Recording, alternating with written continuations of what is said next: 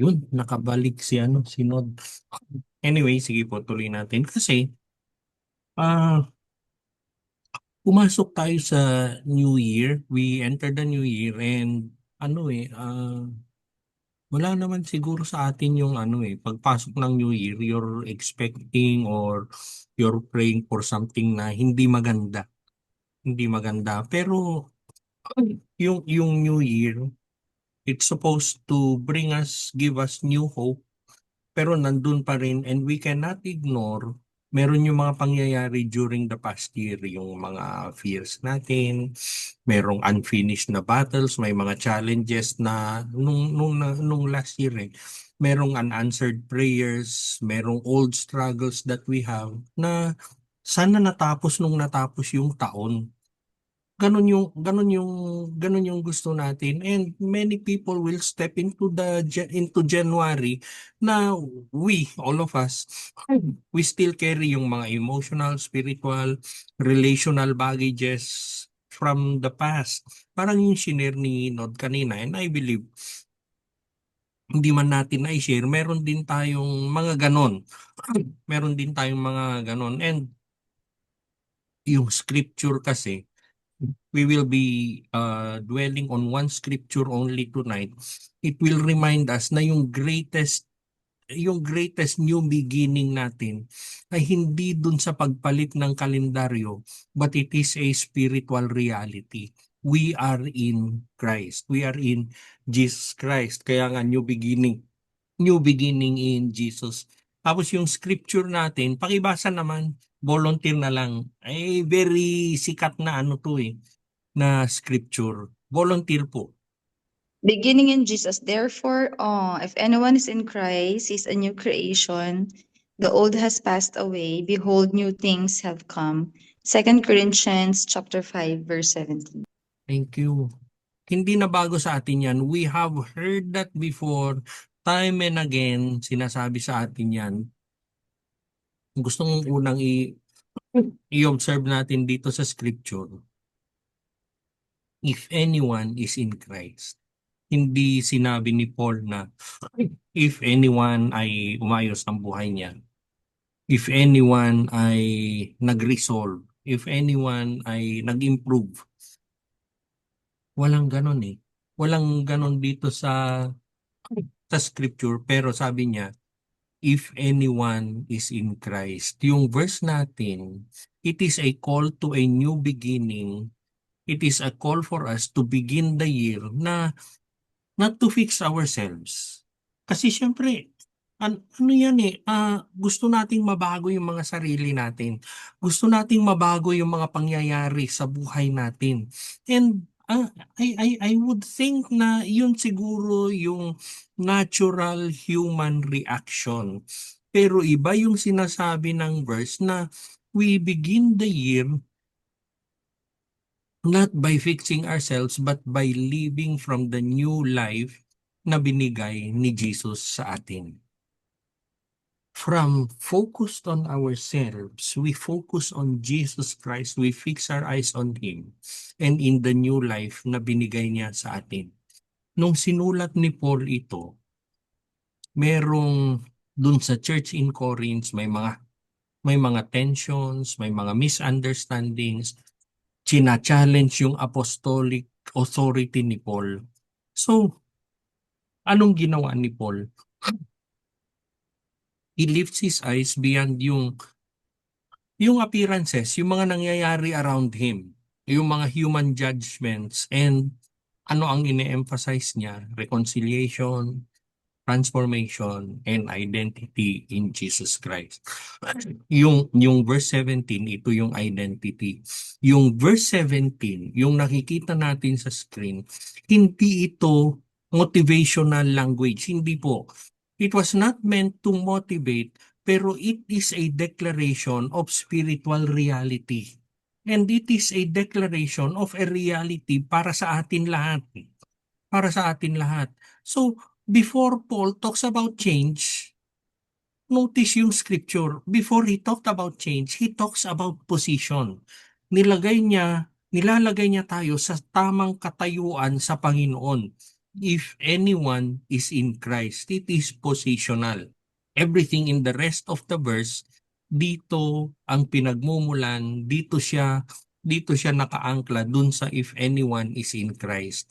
Our new life does not start with effort, but it starts with union with Jesus Christ. And siguro at this time pa lang, try to think it over now, na ano ba yung position ko sa Panginoon? Ano yung position ko sa Kanya? Let us begin kung saan nagsimula si Paul, yung identity natin sa Panginoon. Our new life begins with our union with Jesus. Sabi nga, if anyone is in Christ. Yung in Christ na nakikita natin dito sa screen, sabi ko nga kanina, it talks about relationship, it is positional, and it is our identity. Are you in Jesus Christ? Yung katayuan mo sa buhay, are you living it in Jesus Christ? Do you have a relationship sa Panginoon? Alam niyo bakit? Yung in Christ na yan, in God, in Jesus, in Yahweh, nababasa natin sa Old Covenant, hindi ito hindi ito parang grammatical make-up lang para mabuo yung statement.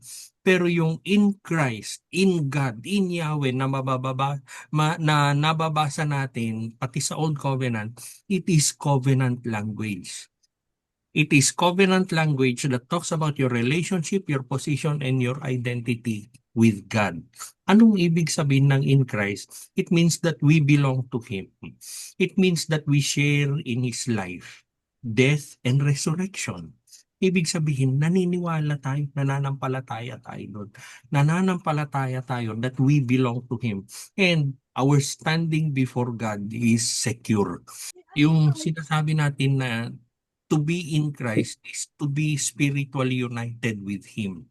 By grace through faith. Alam natin Ephesians 2:8 and 9. For we have been saved by grace through faith. Sabi nga. So ibig sabihin, tanggap natin ang Diyos sa buhay natin. We are united with Him. Yung union na yan, it means that His life not only flows through us, pero yung righteousness ng Panginoon, it covers us. Yung Holy Spirit dwells in us and His victory becomes our standing. His victory becomes our standing. Maraming pangyayari na ayaw natin. Pero sabi nga sa Ecclesiastes, everything is beautiful in its time. Bakit? Because we are standing in God. Ano man yung mangyari sa buhay mo, huwag kang pumaling dun sa kaliwa, pero nandun ka sa Panginoon. Kung ano-ano ang ipapakita ng mundo sa atin, pero we will still choose to be in God, to follow His plan, and to trust kung ano yung ginagawa niya. Ibig sabihin ng in Christ is we are no longer defined by sin, by fear, or by human approval. We are not defined by sin. Siguro marami tayong pagkakamali noon, pero natapos na yun. Tapos, we are no longer defined by fear. Kanina nung nagsishare tayong lahat, one way or another, meron tayong sinishare na fear, meron tayong sinishare na hindi maganda, pero those things do not define us. We are not defined by human approval. Hindi natin hinahanap yung human approval. We will not live for human approval. Makita man o hindi, ma-appreciate man or hindi ng tao, okay lang. Okay lang. Kasi nakikita naman lahat ng Panginoon yan. Would you rather settle for the approval of God than the approval of human beings? Yung identity natin is anchored on Jesus alone. Think of all the stories that you were sharing. Think of all yung mga pangyayari. Maganda kasi yung mga sinishare natin eh. Paano yung mga hindi nyo sinare na hindi maganda? Paano yon? Ano lahat yon? Pero, despite all of those, yung anak ko hindi na umuwi eh. Yung anak ko nagkukulong lang sa kwarto eh. It is not your identity. Yung identity mo is anchored in Jesus. It is anchored in Jesus alone. Yung sinasabi natin, our identity pag anchored siya kay Jesus, it gives us security, peace, and confidence. Alam niyo yung security na sinasabi ko. Ito yung ano, remember that story sa Bible, yung tumawid sila sa dagat, sila Jesus, plus yung apostles, sa gitna, inabot sila ng bagyo, inabot sila ng hangin, ng alon na napakataas. Tapos during that time, anong ginagawa ni Jesus? Natutulog. Natutulog siya. There is so much security when you are with Him. Ang nakalimutan ng apostles ay nakita nila lahat yung alon, yung hangin, pero hindi nila naalala kung sino yung kasama nila. When we go through the storms of life, remember who is with you. Remember kung sino ang kasama natin. Remember who is with you, sabi nga natin. So, we can begin the year, gaya nga nung sinasabi sa John 15, we abide in Him. Huwag tayong bumitaw. Huwag tayong bumitaw sa Panginoon. So, yung New Year po natin, it will not begin with trying harder. Hindi ito yung dito ako nagkulang nung last year. Tapos I will try harder. Ang pag ganun kasi, you are looking at your own effort and how to improve on that effort. Pero ang sinasabi po natin ngayon is you see, probably we will see kung saan tayo nag-fail nun. Pero let it draw you to God. Everything is beautiful in its time. Lord, there should be beauty here. At yun yung pangahawakan ko. Kung merong man progress, may development man, or may pagbabago na mangyayari, ikaw ang pasimuno nun, hindi ako. Ganun yon. Ganun po yon. So we will abide. Kumapit, huwag bumitaw. We will abide deeper in Jesus Christ. Growth will flow from union, hindi from pressure. Pero when we understand to whom we belong, then we will begin to understand kung sino tayo. It starts with God working from within us, and then we will begin to understand kung sino tayo. Which brings us to the next point na salvation produces real transformation. Bakit? Kasi He is a new creation. Mahalaga po ito. Mahalaga po ito. Kasi totoo yung mga tinuturo sa atin na pag once that you are saved, you are a new creation. Pero what would that mean? What would that mean? What would it even mean as we go into the new year? Kasi yung new na sinasabi dito, yung new na nakikita natin dito, it is not new in kind, pero hindi ito improved, hindi ito renovated. It is not a renovated old person, pero God creates something new. Nagkakaroon ng something new, bago. Sabi ng Panginoon, hindi ito, hindi ito ano lang, hindi ito yung inayos lang. Hindi po. Kaya nga kung minsan yung mga, although terminologies lang, language lang yung sinasabi nila na, ano yun, inayos ni Lord ang buhay ko. Hindi niya po inaayos ang buhay natin, binabago niya. Hindi niya inayos yung pagkatao mo, binabago niya yung pagkatao mo. We will see that more dito sa scripture natin. So ibig sabihin, yung transformation, yung new creation na yan, it's inward before it becomes outward. Nagsisimula sa loob. Kasi kung nagsimula sa labas yan at wala namang nangyari sa loob, ito yung bumabalik ka pa rin dun sa dati. Pero if it starts from inside, it will always manifest outside. Ito kasama yung mga desires natin, values, direction, everything pinagkatiwala mo sa Panginoon. So, it is an ongoing but rooted in a finished work. Alam niyo, Philippians 1:6, He who began a good work in me will carry it on to completion, sabi. So, ibig sabihin, it starts with Jesus Christ. Becoming a new creation, hindi ito self-improvement. Ilan yung mga libro, ilan yung mga talk na 7 ways to improve yourself. Sinasabi nilang ganun eh. Well, it is not. It is not God's process to improve us. Pero ang ginagawa ng Panginoon sa atin, it is divine recreation. nag-create siya ulit. So, hindi niya nire-repair yung old nature natin, pero He will impart new life in us through the Holy Spirit. Kaya nga, mahalaga na meron tayong Holy Spirit sa buhay natin.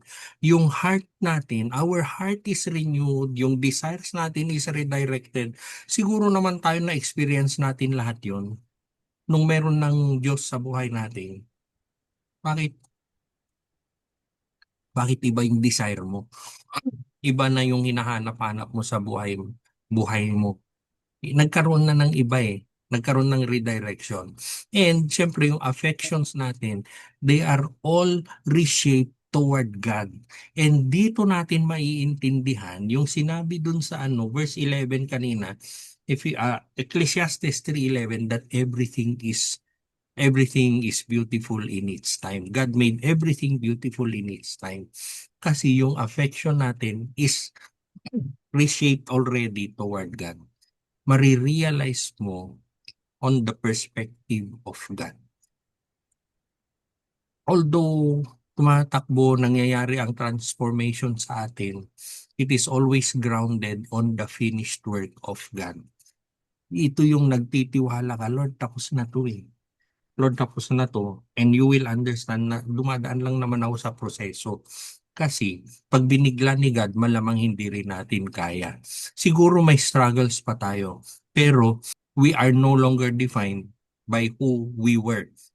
Meron ka man sigurong struggle ngayon, pero hindi na ito yung babalikan mo na kasi ganito ako noon, kasi ganito yung ginawa ko noon.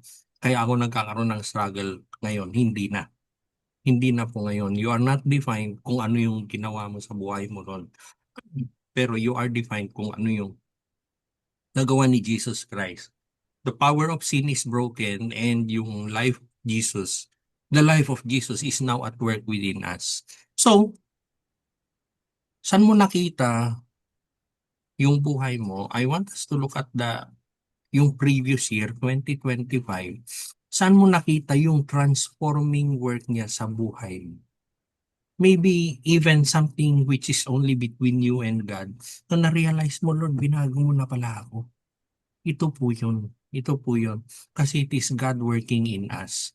Transformation involves not only receiving the new, but releasing the old. Ito na ngayon. So, merong new creation, oo, tatanggapin natin. Sabi nga natin tatanggapin natin, wala na yung nakaraan. Pero ang reminder ni Paul kasi is that something has already ended. Merong natapos, which brings us to the next part ng scripture na the old has passed away. Paul is not claiming, at kinaganda kasi nito, hindi niya sinasabi na hindi nangyari yung nakaraan.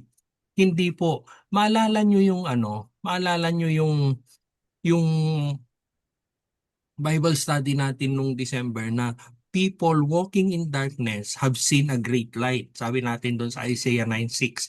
Which means, ito ay isang pag-aamin ng scripture that people walk in darkness. They walk in darkness but they have seen a great light. Similar naman dito sa scripture natin ngayon, the old has passed away. There is something old. Yes, there is something old. Hindi sinasabi ni Paul na walang nangyaring gano'n, na hindi po gano'n. Maraming mga kasi, we hear it time and again, kami ni Tita Lo, they deny the past. They deny the past. Hindi naman ako yun kaya hindi nangyari. Yung mga gano'n yung mga sinasabi niya, nangyari nga Pero, nangyari man yung nakaraan, pero it no longer rules us today. Try to realize noon, pag merong hindi magandang nangyari sa buhay natin, yun ang nagtitimon ng buhay natin. Na merong kakulangan, merong gutom, tapos yun na yung nakita niyo yung mga tao na yung balisang-balisa sila. Bakit? Kasi ito yung mga nangyari nung nakaraan, kinulang, ginutom, may nagkasakit. Those things cannot rule us anymore today. Yun. The old has passed away. Yung old na sinasabi dito, it may include yung guilt and shame natin. They have no hold on you anymore. Yung old identities and labels sa atin. Ilan sa atin nakarinig ng kung ano-anong sinasabi patungkol sa atin. Ilan sa atin yung ang sasama yung mga sasabihin sa atin eh. There are patterns of sin and fear in our lives and yung ways of thinking natin apart from Jesus. Yung ways of thinking, yung kinulang ano yung una mong isipin. Saan ako mangungutang, saan ako, ano, yung gano'n. Hindi pa nagdadasal, naisip na nila lahat yun. Ito yun. Yung patterns of thinking, yung phrase na passed away, yung phrase na passed away na nakikita natin dyan, how it was written in the original language, it is decisive. It places us at it places the reader at a point of decision. Ito lang ano, ang point lang kasi, yung point na gusto kong sabihin sa atin, yung the old has passed away, yung passed away puts the reader into a decisive position. Ang sinasabi dito, will you choose to let the old pass away or will you choose to let it live on sa buhay mo? It is a decisive point. Si Jesus, the past has lost its legal claim over you. Sinasabi sa scripture. So wala na. Tinapos na ni Jesus yan. Pero although tinapos ni Jesus, desisyon mo pa rin kung papayagan mong natapos na yung nakaraan, yung tinapos ni Jesus. Will you choose the work that Jesus has done or will you choose to keep on living on the past? Ganun po yun. Will you choose to keep on living on guilt and shame or identities and labels? Yun nakikita natin sa screen.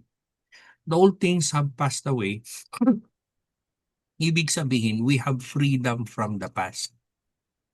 Ibig sabihin, in Jesus Christ, yung nakaraan has no authority over you. Ano man yung pinagsasabi, ano man yung mga narinig mo, it has no authority over you anymore. Anong ibig sabihin nun? Yung guilt, it is forgiven. Yung shame, it is already silenced. Yung, yung mga former identities, wala na yun sa atin. Tinapos ni Jesus lahat yun. Yung memories, though, they will remain. Hindi mo naman basta-basta makalimutan yun eh. They will remain. Baka time and again, maalala mo. Baka time and again, ipapaalala ng Diablo sa'yo. Pero, if you are in Christ, if your eyes are fixed on Jesus, if you believe kung ano yung ginawa ni Jesus para sa inyo, yung control of the past is already broken by the cross of Jesus Christ. Ibig sabihin, we are not prisoners kung sino man tayo noon. Hindi tayo prisoners of what happened to us before. Pero we are participants in who Jesus is making us or turning us into. Meron mang mga pangyayari ngayon. Meron man hindi magandang pangyayari ngayon. Pero it is part of what Jesus is turning us into. Meron siyang magandang plano para sa atin. Yung Spirit, si Holy Spirit, ini-invite tayo to walk in freedom, to choose grace over regret, to choose faith over each day sa buhay natin, to choose faith over fear every day sa buhay natin. So it is an invitation, it is a decision that we have to make. And sana tonight, ma-realize po natin yon. Ano yung, saan ka magde-decide? Bubuhayin mo ba or mabubuhay ka sa nakaraan or mabubuhay ka sa bagong binigay ng Diyos sa'yo? This year, we are called not to relive what Jesus has already dealt with. Huwag tayong mabuhay dun sa tinapos na ni Jesus. Pero we walk in freedom. We walk forward in freedom. Dun sa pinagbayaran ni Jesus na freedom natin. Ano yung old things? Ano yung old things sa buhay mo na medyo natetempt ka pa to carry into the new year na tinapos na actually ni Jesus eh. Think of it now. Ano yung old things na yun? Yung mga iniisip mo minsan, kasi ganto kasi ako noon eh. Kaya ganto ako ngayon. Yung mga ganon. Kasi sinabi ni ganto, ganto ako eh. Kaya ganito ako ngayon. Ano mga yun? Ano yung mga buntot mo? Hindi po. Wala na po lahat yun. Kaya nilikha ng Diyos ang tao na walang buntot. God does not leave us empty, pero He fills us with something new. Si Paul, he calls us to look carefully at what God is actively doing. Eto ngayon. So we choose. Binigyan niya tayo ng choice. Tapos ngayon, ang gusto naman ng Panginoon, ang gusto ng Panginoon ay nakikita natin kung ano yung ginagawa ng Diyos. Yung buhay kasi natin, yung buhay natin sa Panginoon is not just about what has ended, but what has begun. Sabi nga natin dito, tinapos na ni Lord lahat yon. Pero hindi, it is not something passive sa atin eh. Pero it is a decision that we will make na, Lord, tinapos mo na yan eh. Mabubuhay pa ba ako dyan? Kasi the last part of the scripture tells us na, behold, new things have come. Behold, new things have come. Tingnan nyo to ah. The old has passed away, sabi niya. Tapos, yung next part, behold, new things have come. I want us to observe dito sa scripture na the old things has passed away, sana tinuloy niya, new things have come. Di ba? Buo pa rin yung sentence mo eh. Maayos pa rin yun. The old thing, the old has passed away, pero between new things have come ay yung word na behold. Bakit? Kasi it tells us to pay attention. Mag-decide ka, sabi niya dun sa una, pero ngayon makinig ka. It tells us that God is not passive. He is not at all passive. Hindi po. Hindi passive ang Panginoon, pero He is actively working new life in us. He is actively working. Kaya nga nung una, mag-decide ka. Mabubuhay ka ba sa nakaraan? Or mabubuhay ka sa bago na binibigay ng Diyos? Kasi yung next na sinabi niya, makinig ka. Maraming pagbabago ang nangyayari. Anong ibig sabihin nun? Samples lang from Scripture. His mercies are new every morning. Sabi ng Scripture. New strength for present challenges. Isaiah 40:31.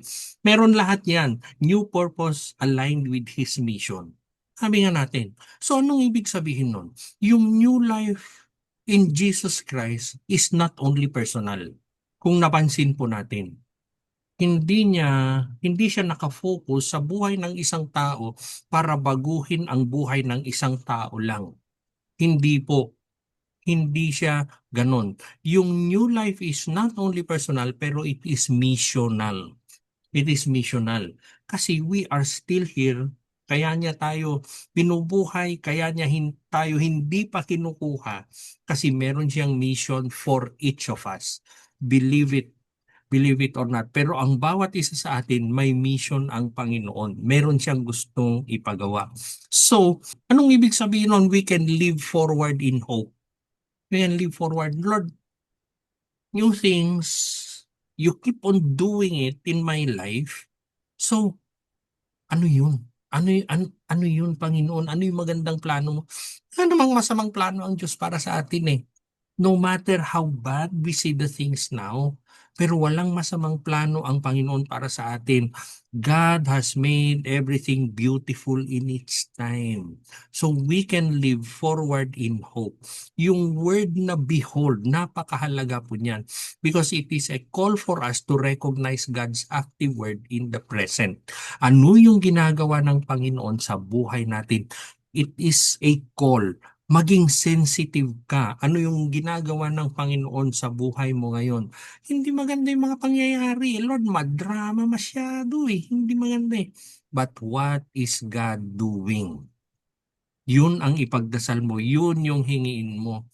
Ang daling magdasal na ano eh. And I am not saying it's wrong ah. Ang daling magdasal na, Lord, ganito ang mga tao eh. Lord, ganito ako tinatrato eh. Lord, ganito yung mga sinabi nila sa atin. Ang daling magdasal na, Lord, tanggalin mo yung mga taong yan sa buhay ko. Lord, tanggalin mo ako, ilipat mo ako ng sitwasyon, ilipat mo ako kung para wala nang ganito sa buhay ko. It is so easy to pray for that. Hindi ko sinasabing mali yun, pero hindi ba naaayon din ng panalangin mo, Lord, ganito yung mga tao, ganito yung mga pangyayari, Lord, ano yung tinuturo mo sa akin? Lord, ano yung binabago mo sa akin? And then magkakaroon ng purpose ngayon, all the things that you are going through. Tanungan mo, Lamentations 3:22-23. His mercies are new every morning. Lord, alam mo ba kung ano yung pinagdadaanan ko? Tapos sasabihin mo, your mercies are new every morning. Nasaan na? When you seek for that, you will find it. When you ask God for that, Lord, ano yung binabago mo? Then you will even appreciate ano yung pinagdadaanan mo. You will even appreciate that. It will always lead you sa Panginoon. It will lead people sa Panginoon kasi missional nga eh. Yung buhay natin, it will bring fresh mercies every morning. It will bring renewed strength. It will bring a restored purpose na naka-align ka dun sa mission ng Panginoon. Baka nga baka nga nawawala-wala tayo dun sa mission ng Panginoon kaya yun yung paraan niya para ma-refocus tayo. Baka lang ganon. So, yung nakaraan, it will not rule us. It will not rule us, pero you will learn from it and yung future will be filled with hope kasi natuto ka doon. Bilang mga new creations, we will walk daily in faith sa Panginoon. We are expecting God to continue shaping us for His glory and for the blessing of others. Then nagkaroon ng purpose. Nagkaroon ng purpose, ano yung pinagdadaanan mo? Then nagkaroon ng purpose kung ano yung ipagdadasal mo sana na mawala na sa buhay mo. Jesus, dumaan siya sa ganyan, di ba sa Garden of Gethsemane, ano yung sabi niya?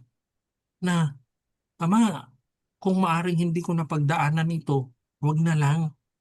Baka pwedeng ganun. Tapos hindi lang one time na hiningi niya yon. Pag pinagsama-sama natin yung Gospels, at least 3 times nagdasal siya ng ganun na let this cup, Let this cup flow away from me, mawala na lang sana. Ganun ang sinasabi niya eh. Pero in the end, ano yung sinabi niya? But not my will, but yours be done. Sabi niya. It could be so easy for us to pray na, Lord, maganda eh. Lord, ganito yung trato eh. Lord, di na ako tinatrato na parang nanay. Lord, mag-isa na lang ako, Pasko, ano ba yan? Hindi maganda yun eh. Hindi naman masaya talaga eh. It is so easy to ask God na Lord, tanggalin mo na lang. Kaninang umaga, kaya ako sinasabi ito ngayon kasi ganun yung prayer ko kaninang umaga. Could be so easy na, Lord, ilayo mo na lang ako dito. Lord, tama na to. Could be so easy for us to pray for that. Pero, Lord, tawirin kaya natin to na magkasama tayo para makita ko kung ano yung gagawin nyo dito. I have seen God do that a lot of times. I have seen Him do that a lot of times.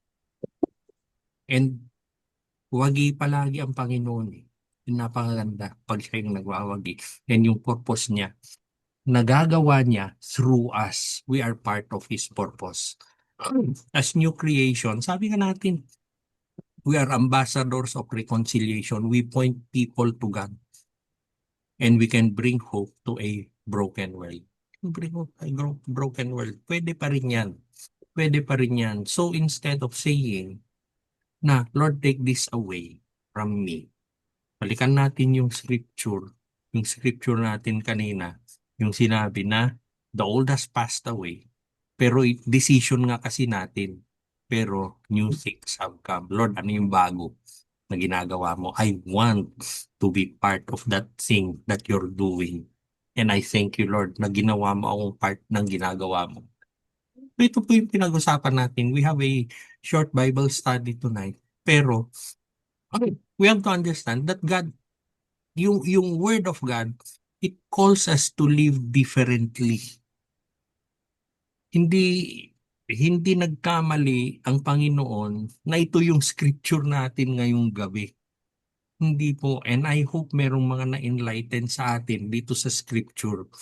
God calls us to live differently. Malamang ito ay wake up call sa atin. Narinig na natin ito noon eh. So nagpapaalala ang Panginoon sa atin, hindi ako nagbabago. sabi ni Lord sa atin, meron akong magandang plano sa buhay. So, ito ngayon, yung truth of the scripture that we see in our screen, ito naman ay ilalagay natin sa buhay natin ngayon. Kaya nga meron tayong we could have, pwede Tita Do, plenary na lang tayo. Mm. Meron tayong you will be discussing this in the plenary. Tapos, ano to ang dinidiscuss nyo? Ano yun? Yung una, as you begin this year, which part of 2 Corinthians 5:17 do you most need to believe personally? Yung apat na hinimay-himay natin yung scripture. Anyone is in Christ, new creation, the old has passed away, and behold, new things have come. Alin dun sa apat na yon? Ngayon, ganito po yon. We will answer with honesty. Hindi ko sinasabi na you were not honest before. Hindi po yun.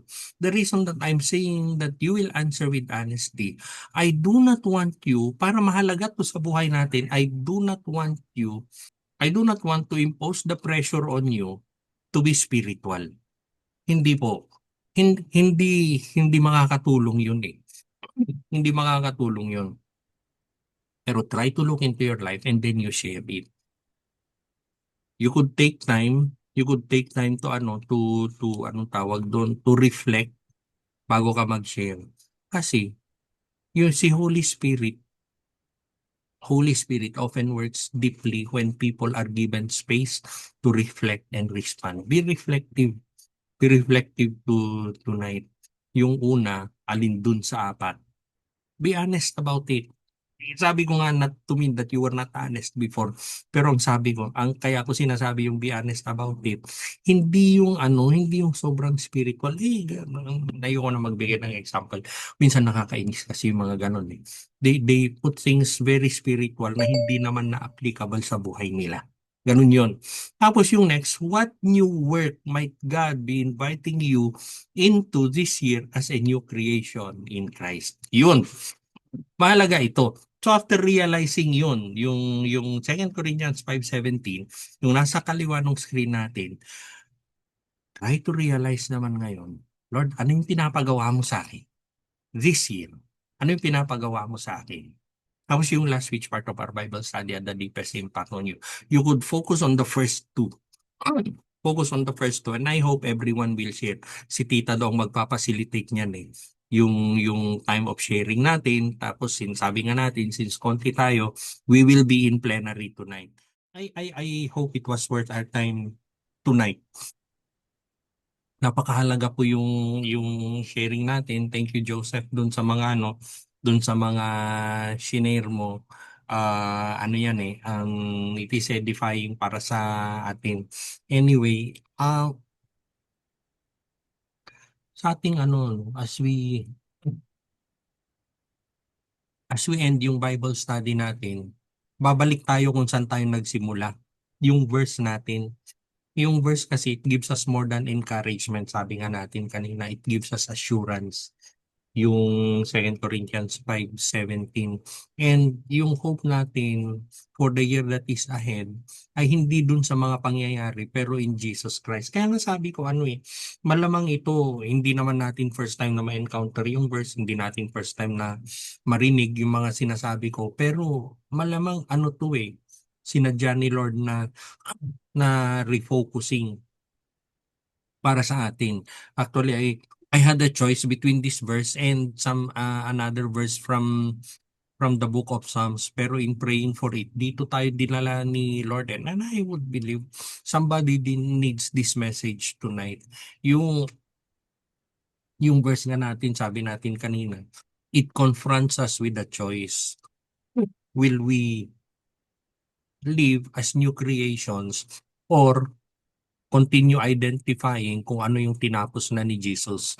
We always realize kung ano yung finished work ni Lord. Yung new year does not automatically produce a new life sa atin. Si Jesus lang ang may kayang gumawa nun. If we are in Him, then when we cling to the old patterns, yung old fears, old identities natin, hindi na option sa buhay natin. Bakit? Kasi yung grace of God, it calls us to move forward. Yung Spirit invites us to surrender. So, sana ngayon, sabi ko nga kanina, hindi natin makakalimutan kung ano yung nakaraan, pero we can move forward from it. So, tama na yung tama na yung effort natin na binabalik-balikan natin. We keep on revisiting what Jesus has already redeemed para sa atin.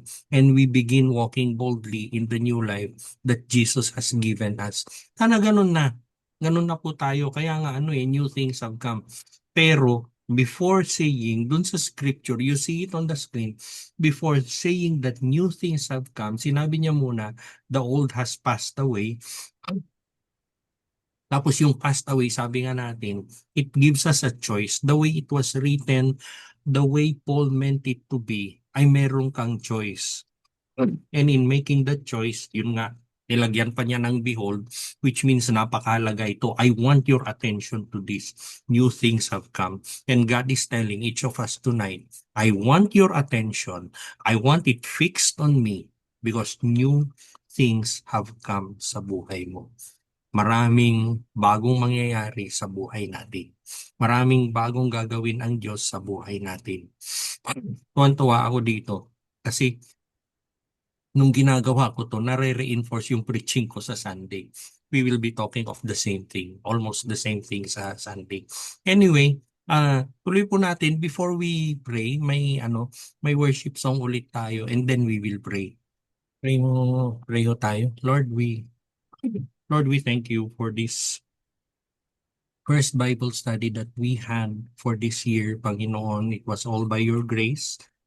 It is all by your will, Lord. And thank you for all the realizations that we have, Lord. Lord, there may be burdens of the past. There may be things that pull us to the past, Lord. There may be unanswered prayers, unsettled issues, God. But we pray that you would give us hearts and eyes, Lord, that would look forward to what you have planned for us. Lord, with our limited faith, with our limited understanding, it might be difficult, Lord. But through the difficulty, we pray, Lord, that we would persevere in faith. Lord, if there's something we ask for tonight in all of this, Lord, bless us with faith that would help us persevere. Bless each one of us, Lord. There may be issues that remain. There may be issues that are still hanging. There may be prayers that still are to be answered, Lord. But there is always one God, and you are always constant in our lives, Lord. Bless each one with peace, Lord. Bless each one with peace, tough peace, fighting peace, Lord, that will make us persevere through all of these challenges. And we pray, Lord, that this fellowship that you have created, Lord, we will help each other, Lord, as we go through all of this. Bless each one, Lord, that we would always choose to be in faith, that we would always trust in your plans, Lord. We will go through this year believing, trusting in your finished work, Lord. We are victors because you are our God. We will be in faith and we will worship you. We thank you, Lord. All glory, thanksgiving, and honor be yours. In Jesus' name. Amen. Amen. Thank you. Amen. Teyet, hello. Happy New Year po. Teyet.